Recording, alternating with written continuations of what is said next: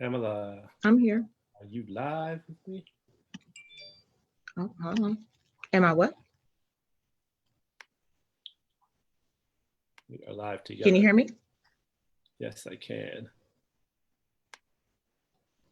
Can everyone hear and see me and Pamela?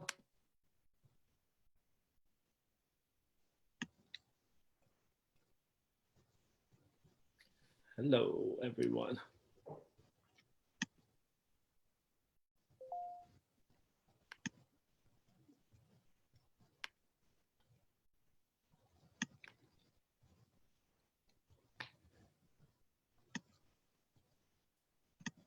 So we are live.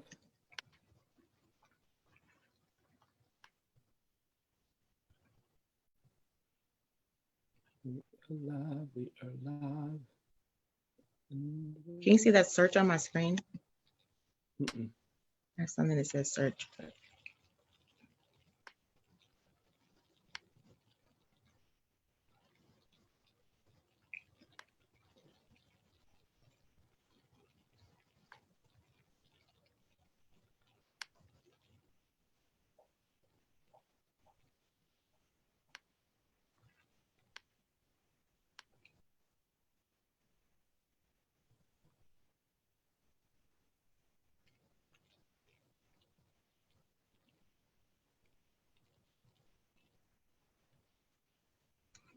Still waiting.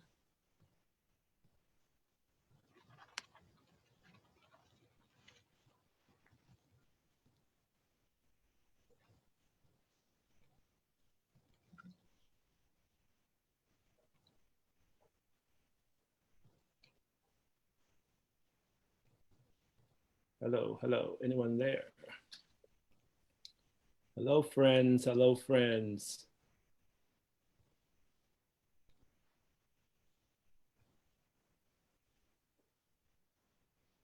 Oh, wait. Pam, where's your cookie at? They are here.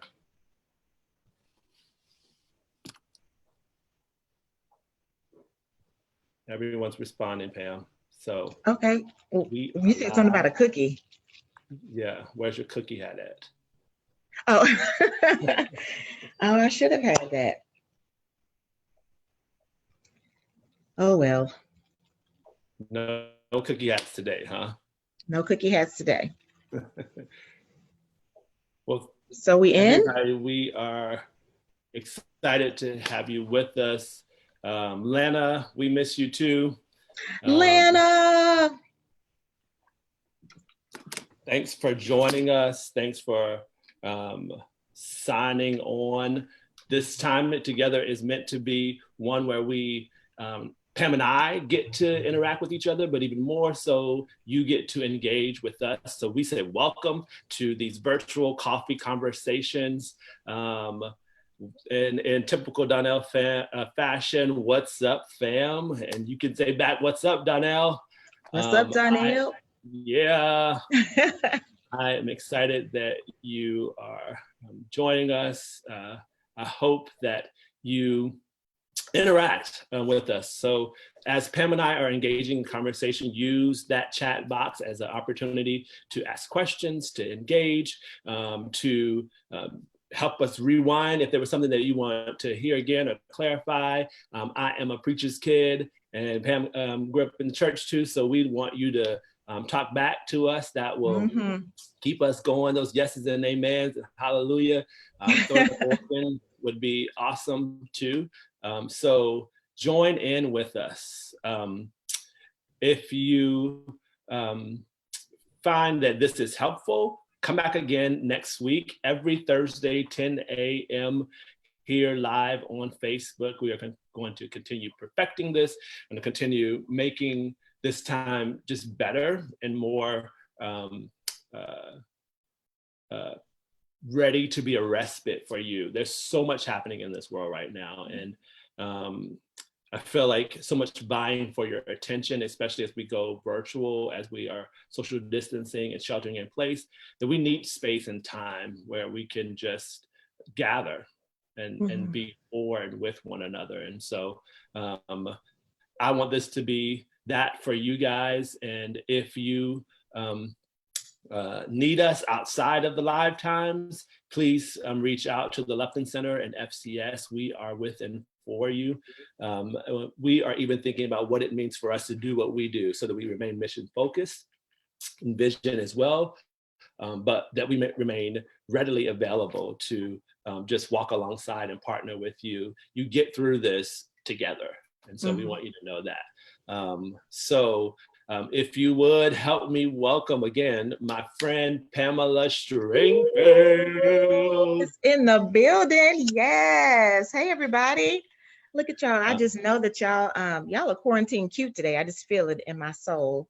Now, look what I did for y'all. I did all of this for you, okay? You did it right. She did it right. Yes, these curls are popping today. Look at that. Come on, come on. I feel like I should be singing Beyonce's brown skin girl. Yes, beautifully melanated over here. I had to put all the lights on it, but it's here. We here.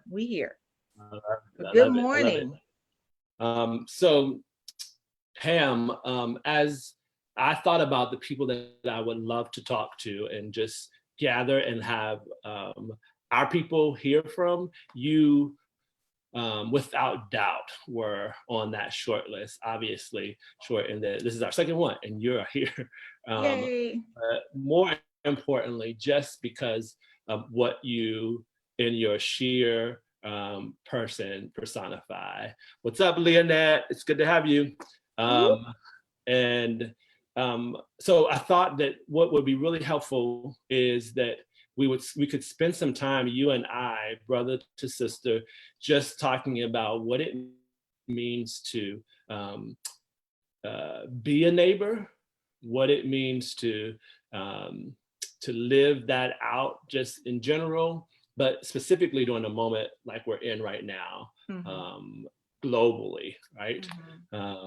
And it's something that you and I think about often and live out daily, but let's be real, people don't do that every day, right? It's not the go-to for most people. And so before COVID-19, it would be great to talk about this, and we created a profession that does, but host it while we're in it, I think even more necessary is us talking about it, right? And so I want to with this question for you.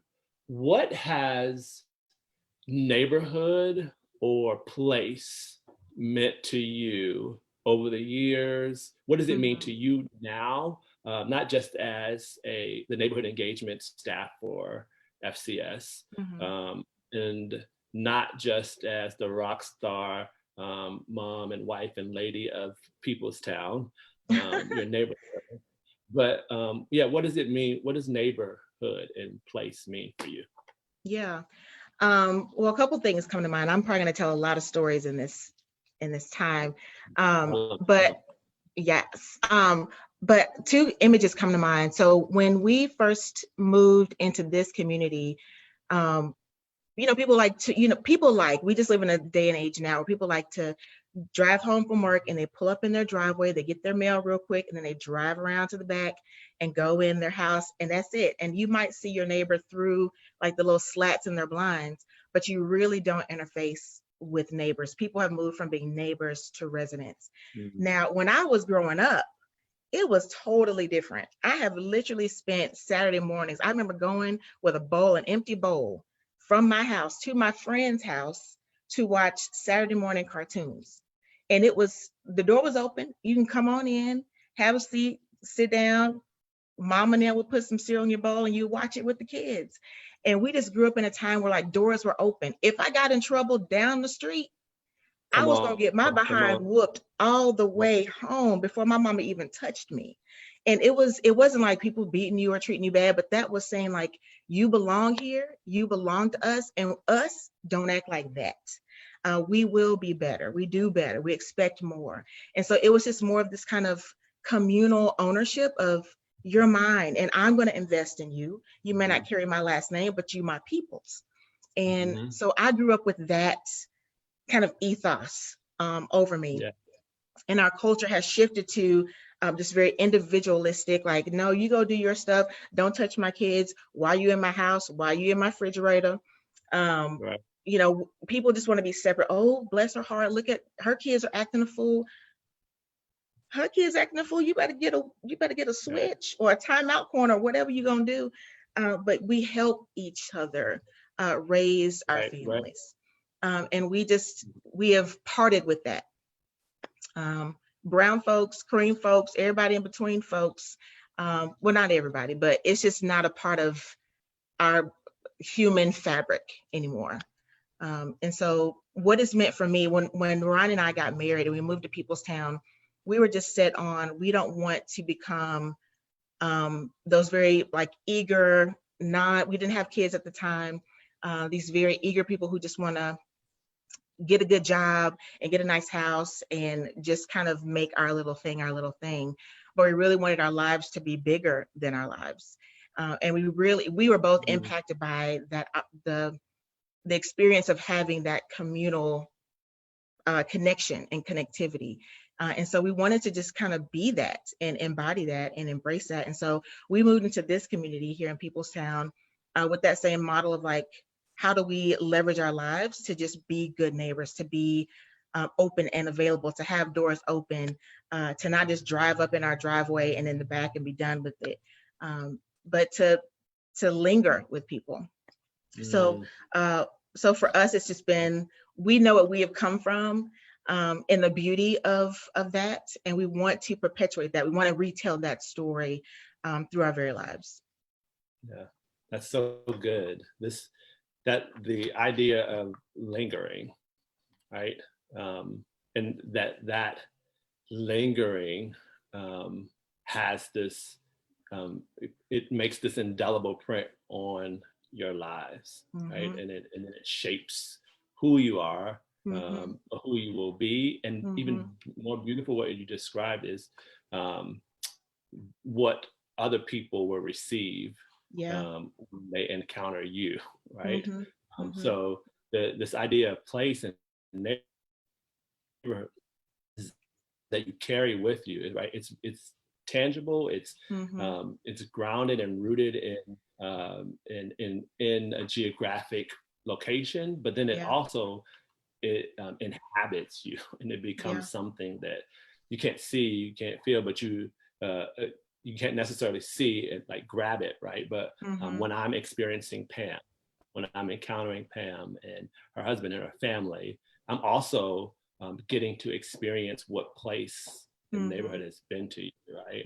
And I'm also, I think what's been beautiful about experiencing a relationship with you or thinking about this thing called neighborhood or place is when you tell a good story, it feels like I enter into the experience that you're describing, right? Especially just in general, but especially when you talk about place and neighborhood and experience. And people have often said that to me, that like, there's just something that happens when you talk about your place and your people. And I think that there's this embodiment of what neighborhood and place and community or common unity was really meant to offer to us and gift us. And so, I think about that. So tell us a story.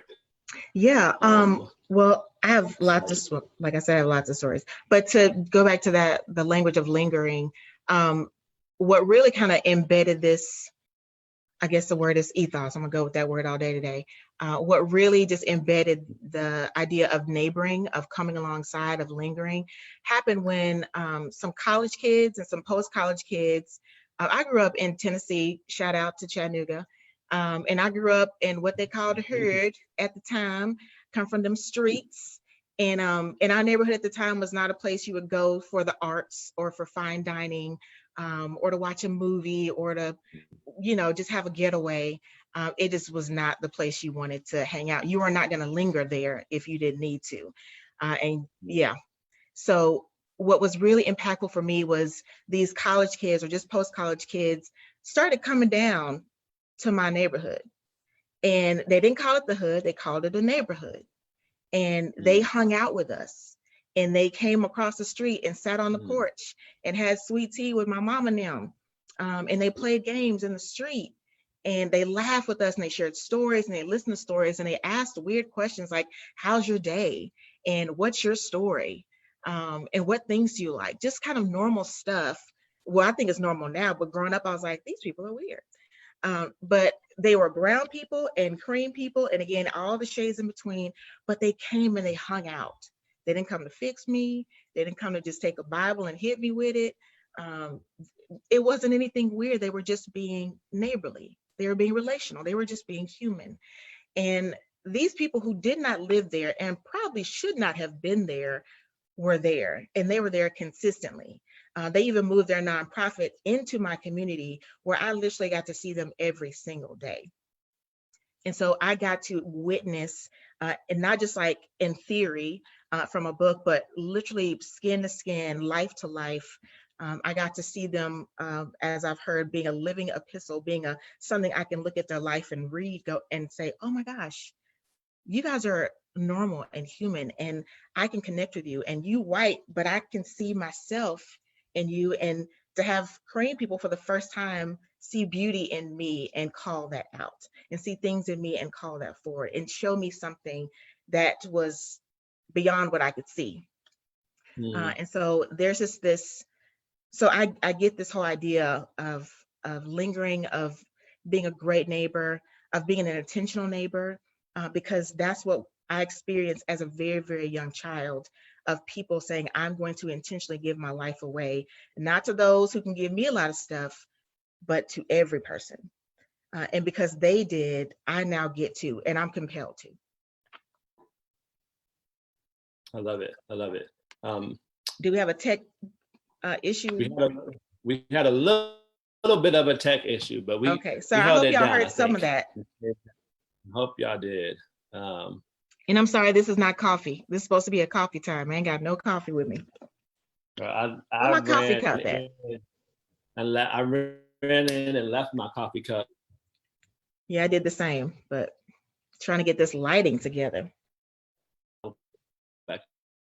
Right. Say you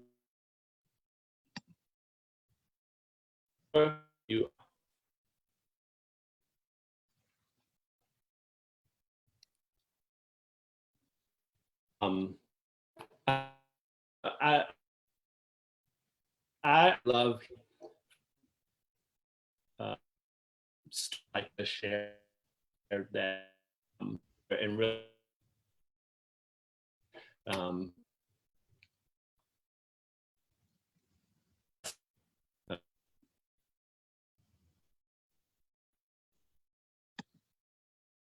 and definitely.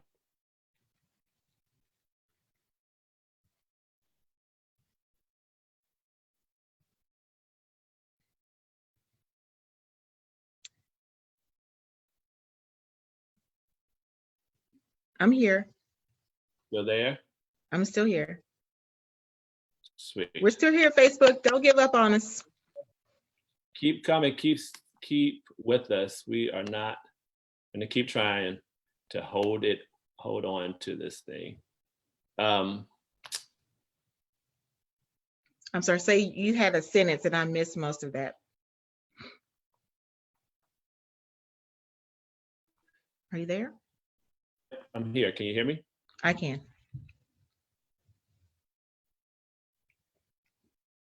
Let's take just a second and see what happens.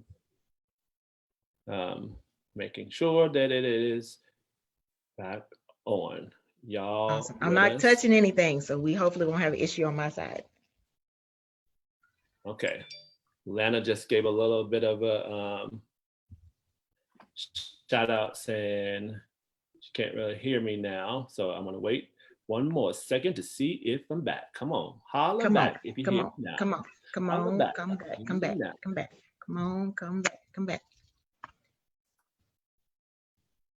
Is it back up?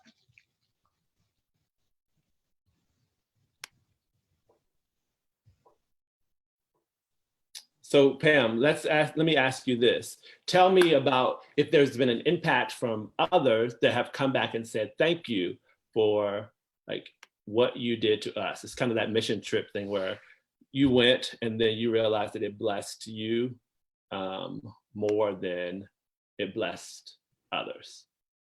Is there one of those moments, right, that you feel like this person came back and shared and said, this was really helpful and beneficial to me? From our current neighborhood or just Yeah, life? no, from Tennessee. Let's go back. Going back. Yeah, it's been, so last year I got to speak at my college, and before I went, I was like super, super nervous about it. And I had just people come out of nowhere. I sent a little thing that said like, you know, speaking at the college, pray for your girl or something like that. And so all of a sudden I just had all these people just come out of the woodworks. And I had several messages, one from somebody I hadn't spoken to in years. And he said, I wanted you to know that you spoke on something years ago. I said something somewhere, and then he remembered that and was like, I just want to encourage you. And then other folks have said, like, I experienced this with you. You've always been kind. You've shown up. You've been present. You've asked great questions, just inundating me with all these words and all these pictures and all these stories of just me being present with people. I'm going to get emotional. And when I'm just living life, I don't think that I'm doing anything special. I'm getting up, I'm breathing God's gracious air, and I'm just going to go do life. But always just kind of with this lens of how do we keep people in view.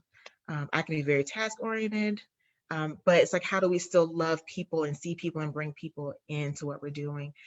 And so it was just amazing just to have people tell me like, this is the impact you've had on my life, because I would have never remembered those things. And so it's just been very humbling, very surprising to see just God's kindness and just people's kindness, and just share my impact on somebody else's life.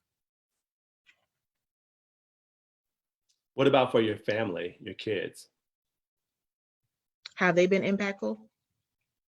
Yeah, how have they been impacted in recent years? Yeah, so we have two boys, Asa and Josiah, and 6 and 3. So y'all need to hit your knees for me. And it's been really dope as particularly in this time, as we have been able to be more present with them.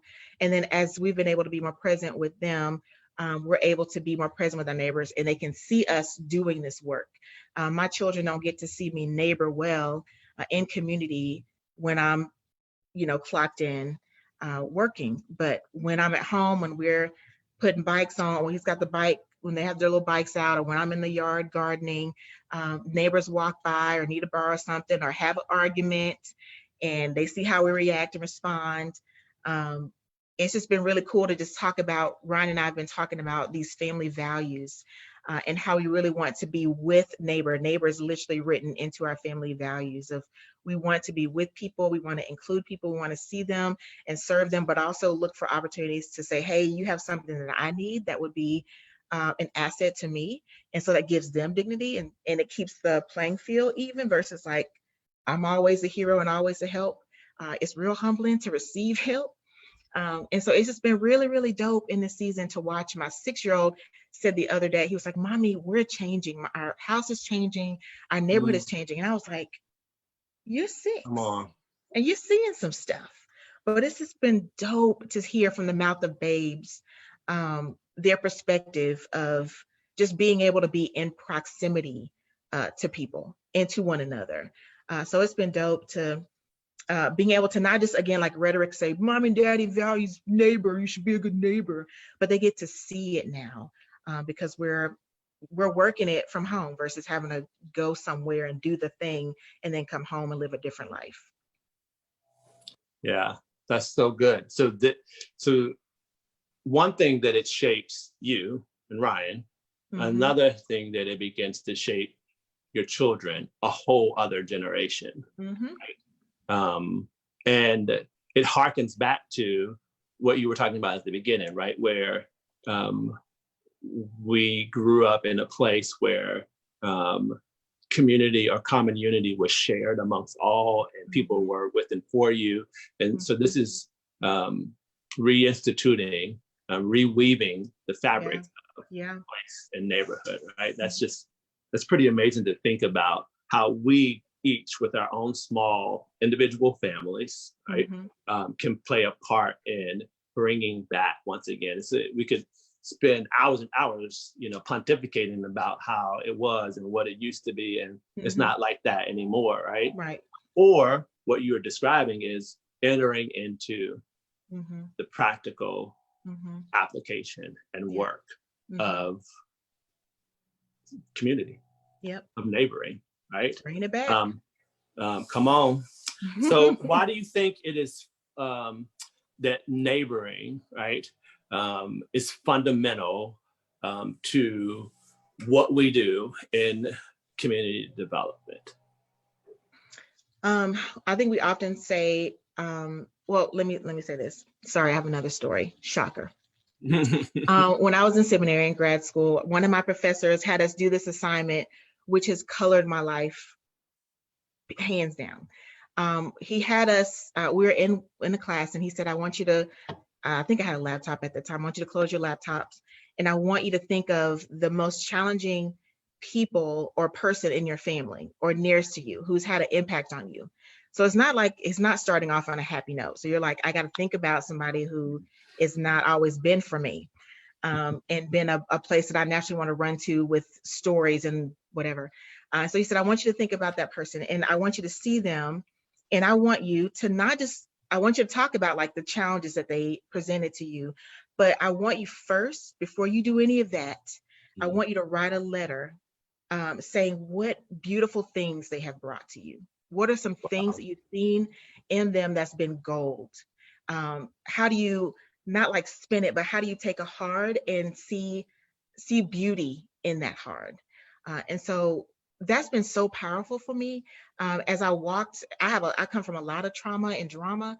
And so I could have waxed eloquence about this and she and they and da-da-da.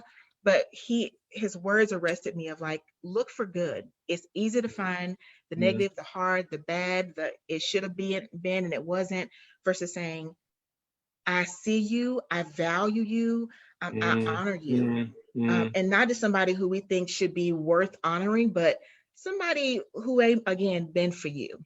Right. And so it's just been, again, that whole idea just has colored my life of when you walk into any situation to say, what gold do I see here? I want to intentionally look to find the good that is here and call it forward, to articulate that thing, to celebrate that thing, to honor that thing, and to tell that person especially, like, hey, this is what you have that I see that's just so good. And either because I see it in myself as well, or I don't see it in myself, and man, it beckons me, it calls me. And so when you walk into a neighborhood, we live in and near surrounding under-resourced communities. It's easy to drive down the street and be like, building broke down, people in the street acting a fool, people hanging out on the corner, ain't doing nothing. And you can just kind of pick a neighborhood apart. But if you walk in and if you drive in and if you live in those places and go, you know what, before I pick it apart, let me also look for the gold and the beauty that is here, because I'm telling you, it's there. It is there. And so neighborhood engagement, neighboring well, is fundamental, because you might say, you know what, I got this sweet program or nonprofit and those people really could use it. Well, if you're not going to take the time to hang out on the corner and talk to Junebug and them and see what their real names are and ask them some questions like, how's your day? Then bump your program, because you don't know program. It might be a good program, but it might not be the best fit for that people group. And if we don't take the time to get to know people and ask them questions and understand the context and the story that was there long before our behinds got there, what are we doing? And so, at least for me, like I'm a task person. I like to go, oh, here's an idea. Here's a perceived need. How do I attach those? There's good in that. But if I forget to be a good neighbor, if I forget to linger, if I forget to ask investigative questions, not leading to my goal, but saying, let me just get to know you. Let me get to hear the story. Tell me the story. I feel like I want to guess what it is, but why don't you tell me what it's been like? I lived here for 10 years. You've been here for 20, 30, 40. Tell me what's been here. Tell me. Yeah. And so being able to sit with a Dr. Pepper or Corona, not the virus, or whatever it is on somebody's porch and hang out and just ask those real simple questions and just be surprised by the answers. It's just super dope. And so it's fundamental. We cannot go in with our CUTE partnerships and our CUTE programs without first being intentional neighbors. And let me tell you, that is a slow, non-sexy work. It's hard to measure that, but it is the work. It is that work. We call it the secret sauce. It's the thing that holds all of our little bricks together, the mortar. And if we don't do that, then we just making some cute little boxes, but that thing gonna fall over if our neighbors are not involved and not speaking into this good work that we say we have. Yeah, Stacy Brungha just said, get from behind the desk or behind that table and get around the table, get from behind the desk to around the table, Yeah. right? There's something that happens when we just gather together with people, which is one of the really hard things right now, right? That we're forced into the social distancing and isolation from one another. And so the table looks different, right? Very different. But still, we're called to that, right? To move from behind the desk or the program or the agenda, right? Toward one another, toward proximity or being proximate, right? And I love that you talked about how oftentimes the narratives that we believe about place and people, they directly impact how we go, how we connect, and how we live, right? And that's true of impoverished neighborhoods, but to everyone who's joining today, if you don't live in a impoverished neighborhood, it is true of your place too, right? The narrative that you have come to believe about your beautifully polished, manicured cul-de-sac, right? Or your super urban, midtown, high-rise condo apartment, right? Or your rural community, right? That's isolated on a golf course north of the city or south of the city, right? Those narratives that you believe, they directly impact how you go. And so oftentimes in those places, go means into your garage, into your isolation, into your place without your gated community. Right? And you sheltered in place long before the government called us to it, right? And it was normative. And just like the narratives that we believe about these communities that you're referring to today, and thus those narratives cause isolation. So is it in the other direction, but the same call. It's the same call, right? We've got to learn how to move from out of what is comfortable, what is norm. The benefit of this moment for me is that it's ripping apart. It didn't just shift, it ripped apart all of what we saw as normal, right? And it created, for the introvert, for the extrovert, for the intellect, for the street brother, right? It created a dependency or need in all of us for one another, right? And for community or common unity. And so I echo you, right? It is imperative, yes, to the work that we do, but it's also imperative to just building community in every sense. Right. And so when we're at the Lupton Center working with, extremely low income neighborhoods and organizations wanting to serve them, we say the same thing, right? Yes. Coming together is key and essential to the flourishing and thriving of your program, your organization, your leadership role, and your neighborhood. The same is so when we're doing it north of Atlanta in the wealthy suburbs with a mega, organization or church. That you drawing close to those in your gated community is just as important for building community because you never know what's happening behind the walls, right? That's right. I was reading an NPR or listening to an NPR interview, and they were talking about how much depression and suicide is going to rise because of isolation and Yeah. the lack of opportunity to be together. And we think that as good as Facebook Live is right now to connect us, we think that that's the end all be all, right? But it's not. Yeah, no. And so I think I want to ask you, in the time that we have left, what rituals do you participate in a neighborhood, and how do they connect you to Peoplestown? How does it connect you in neighborhood engagement to your work in historic South Atlanta? And more importantly, how does it connect you to neighborhoods like our seniors, like our youth, right? Like the diverse groups of people who inhabit. Those are, I think, some practical applications that I want people to think about, no matter where they sit, right? Whether you're in the suburb or in neighborhood, like Peoplestown. I want them to walk away with that. Yeah. So our neighborhood engagement team, I'm not the only one, but our team of two other phenomenal ladies, and yes, I just call myself low-key phenomenal. Wow. Come on, she did. You better own it. I called you yesterday. Gave you a little meme and everything. Yes, that was so cute, by the way. You have to learn me how to do that. But I've been using this phrase of social distance neighboring. And it's just this, I've been sitting in my house with my precious children and just asking my team, like, well, how do I do my job? Like, how do we do this? How do we stay in front of people? How do we linger on the porch, so to speak? How do we do that? We have a lot of people who come to us. We get to host a food cooperative on our site. So every other week, I would see about 45 families. In October, we have something going on for the community. December, we have stuff going on for the community. And then we have like Start Me programs. So we're interfacing with Emory and entrepreneurs in South Atlanta. And so there's lots of people, there's schools that we partner with and different work that we do. We have a store, a grocery store, a coffee shop, all these different things that lend itself to this natural community connectivity, and all of it's gone. So I'm just asking my team, how in the world do we do this? And so my kind of rituals have been really, really simple, super simple. So, I mean, you put this on a note, sticky, whatever.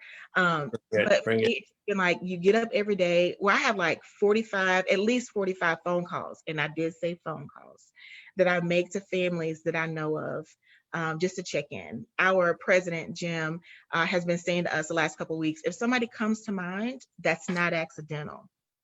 Reach out to them, pray for them. You don't know what they're going through. They might need some encouragement. And how do you know if somebody needs some encouragement? If they breathing, they need encouragement. And so we just need to just reach out. And so I've had this litany, this just long list of folks that have come to mind. And I've just not to say, oh, random person, but I just write their name down and I want to check in with Miss So-and-so and Mr. So-and-so. I'm going to actually drive by so-and-so's house. And I have been doing this while I drive by people's houses, and I'll just do one of those old school honks. I see you, like you wave and you keep it moving. So every other week, I'm making phone calls to families that I know, reaching out to them.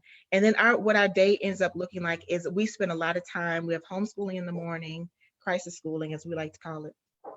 And then in the afternoons, the boys and I will go out and we have been gardening and working in the yard, which has actually opened up more opportunities to just see people. We don't get all up in their face, but we see people. We've shared flowers and laughs and stories with neighbors. And then every day we will go, there's lots of different sites where you can get food. And so because I'm a neighborhood engagement coordinator, I want to know what that process or those processes look like. And so I have made it my outing for the day with the children to go and check out these different sites, to be a learner, to be a student of what's going on. And so I can say, hey, y'all, if you need something, go here on this day, go here on that day. Or if y'all need me to get something, I can take those resources to a group of folks who might need them. So on most every day, I'll do it today, I will go to a site and pick up some items for my family because my children are eating me out of house and home. And on Thursdays, they have a senior pickup. And so I'll go and gather some groceries for some senior neighbors and drop those things off. And so it's just like, what things can I do? How do I keep in the know with what's going on around here? I'm constantly asking, like pestering my friends who are doing this work, like, what's going on out there? What are y'all hearing? What are you feeling? Asking my neighbors, my friends, my neighbor friends in South Atlanta specifically, like, how are you feeling? Not just like, how was your day, but like, how is Tuesday, impacting you today? And so just trying to gather informal feedback of how people are doing mental health wise, and also just other needs that they would have. And so for me, it's just getting up and sending texts, praying for folks as they come to mind. We're just reaching out. So that is the best I can do with my social distance neighboring. It's just saying, I see you and I'm going to do my best to reach out to you. Even though I cannot physically be with you, I will be with you. Also, my new jam has been, this doesn't really work for my older community, but my new jam I just jumped on is House Party app. I did not know about that. And yes, okay. And so that's been a great way to stay connected with like my moms out there. All of us are like, oh my gosh. Like we tripping in these teaching streets. We want to honor, just want to give a shout out to all of our teachers. We bless you. We love you. You are phenomenal. Thank you, educators, for all that you do. So I don't have to. Okay. We want you to come back. Homeschooling is not my calling. I feel faint. Feel flushed. Yeah, no. So it's just reaching out to people and using those apps, Zoom, House Party, just to intentionally stay connected, stay in front of people. And it doesn't give you, of course, the magic of the human connection gives you, but it's just great to see people and say, how are you doing? And just to see their eyeballs and see their tears and see their laughter and pray with them and have people pray for you and share needs. And so if you can use an app, use that joint, reach out to people, text them. It matters. Your voice, your story, your perspective matters in the lives of your neighbors and the lives of people who come to your mind. We all need it. We all need it like no other time than now, but we don't use this as an excuse to withdraw because we have to withdraw. We can still stay as close as we can, even though we're called to distance ourselves. Y'all, I told you, she is phenomenal. I am grateful for the time that you've spent with us today, Pam, and even more so for your heart and the work that you do to ensure that people see and know community and live in common unity with one another. So from us, all of us, to you, we honor you. And we say we need you, brown woman, to continue being phenomenal, continue to innovate, continue to push and call us up. And to all of you who joined today, thank you for being with us. Next week, 10 a.m. Thursday, join us for another amazing, wish I could just like throw it out there and tell you, but I want you to just get up and get that coffee and join us and be ready to be 24 hours before surprised with who that amazing person is going to be. We love y'all. Take care. Reach out. Everybody. Take care, everybody. Bye. Bye.